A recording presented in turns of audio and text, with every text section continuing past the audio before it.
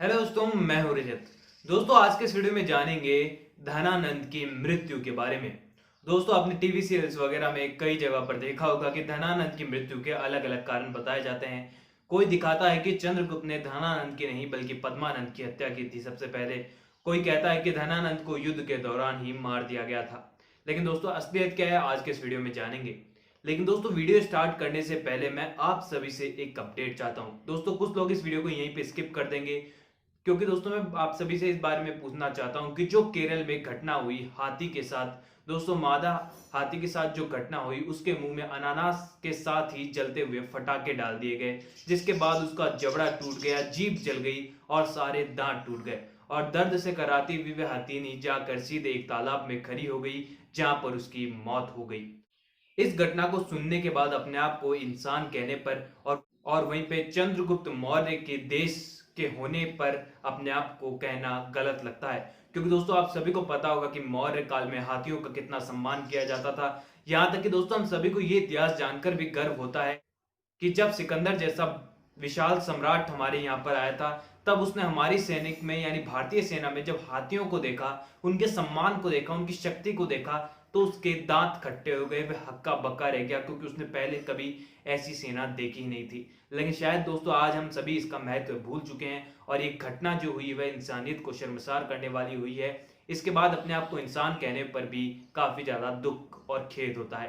दोस्तों, आपके इस बारे में क्या विचार है, कमेंट में जरूर बताइएगा। और इन जिन इंसानों ने इंसानियत को शर्मसार करने वाले इंसानों ने अंजाम दिया है, उनको इसकी क्या सजा मिलनी चाहिए, आप कमेंट में बताइए।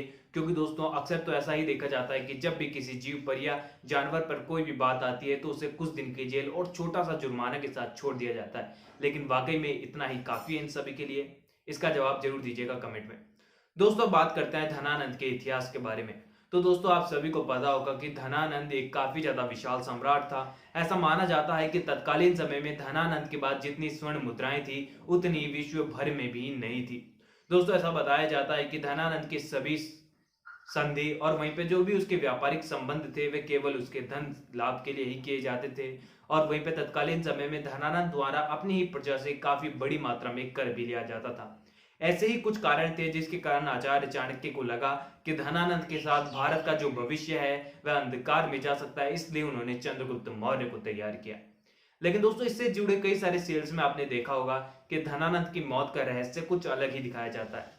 चंद्रनंदनी सीरियल की बात करें तो दिखाया जाता है कि चंद्रगुप्त मौर्य ने धनानंद के 10 भाइयों को एक साथ मौत के घाट उतार दिया था और वहीं पे उनके नंद वंश का विनाश कर दिया था। Chandragupta Maurya Sony TV serial की बात करें तो उसमें इसमें तो कुछ अलग ही दिखाया गया, क्योंकि लास्ट टाइम पर जो शूटिंग की जा रही थी उसमें फैजल खान जो थे चंद्रगुप्त मौर्य का जो किरदार था, उनके पाँव में फ्रैक्चर आया और स्टोरी को कुछ अधूरा ही छोड़ा गया और धनानंद को युद्ध में ही मौत के घाट उतार दिया, ऐसा दिखाया गया। लेकिन दोस्तों इतिहास में कुछ और ही लिखा है। दोस्तों आज के इस वीडियो में आपको इस बारे में जानना चाहिए, क्योंकि दोस्तों आप सभी को बता दूं कि इतिहास में ऐसा अंकित है कि जब धनानंद युद्ध में चंद्रगुप्त मौर्य से हार गया था, दोस्तों आपने लास्ट वीडियो में यह भी जाना होगा कि मैंने आप सभी को बताया था कि धनानंद से युद्ध जीतने से पहले चंद्रगुप्त मौर्य कई बार धनानंद से हारा था और कैसे एक माँ और बेटे के संवाद को सुनकर चंद्रगुप्त ने अपनी नीति बदली और उसके बाद धनानंद पर युद्ध किया, आक्रमण किया और विजय प्राप्त की। उस बारे में आप जानना चाहते हैं तो डिस्क्रिप्शन में दिए गए लिंक पे जाकर वीडियो में जाकर आप उसे भी जान सकते हैं, जिससे आपको चंद्रगुप्त की युद्ध नीति के बारे में पता चल जाएगा। दोस्तों बता दूं कि कई बार युद्ध हारने के बाद चंद्रगुप्त मौर्य ने फाइनली सभी आसपास के साम्राज्य को जीतकर धनानंद के मगध पर हमला किया और मगध की सेना को पूरी तरीके से परास्त कर दिया। लेकिन दोस्तों आप सभी को बता दूं कि धनानंद मौका देखते हुए वहां से फरार हो गया था, यानी वहां से भाग गया था। दोस्तों ऐसा बताया जाता है कि जब धनानंद वहां से भाग गया था और लगभग धनानंद के कई भाइयों की उस समय तक मौत हो चुकी थी, क्योंकि चंद्रगुप्त मौर्य को अपने गुरु के जो प्रतिज्ञा थी उसे भी पूर्ण करना था। तो ऐसे में दोस्तों कई लंबे समय तक धनानंद की तलाश चली थी। उसके बाद वन में जाकर धनानंद की तलाश पूर्ण हुई थी। दोस्तों बता दूं कि कई लंबे समय तक धनानंद ने अपना जीवन वन में रहकर ही बिताया था और उसके बाद चंद्रगुप्त मौर्य ने राजगद्दी हासिल करने के बाद नंद वंश के सभी वंशज जो थे उनका विनाश कर दिया, उन्हें मौत के घाट उतार दिया, क्योंकि वह भी उसी प्रकार से धनानंद के साथ शामिल थे।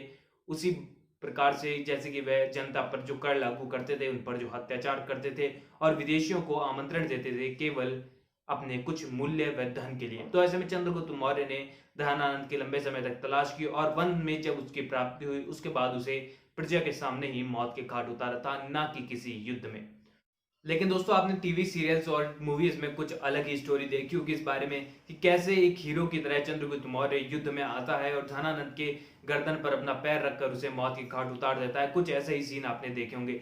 लेकिन दोस्तों ये सच नहीं है, बल्कि धनानंद को बाद में पूरी सेना के हार जाने के बाद, यानी मगध की सेना पूरी तरह हार जाने के बाद, उसे वन में से ढूंढ कर उसे मौत के घाट उतारा था चंद्रगुप्त मौर्य ने। दोस्तों आई थिंक आपको वीडियो पसंद आया होगा और इन्फॉर्मेशन भी अच्छी लगी होगी।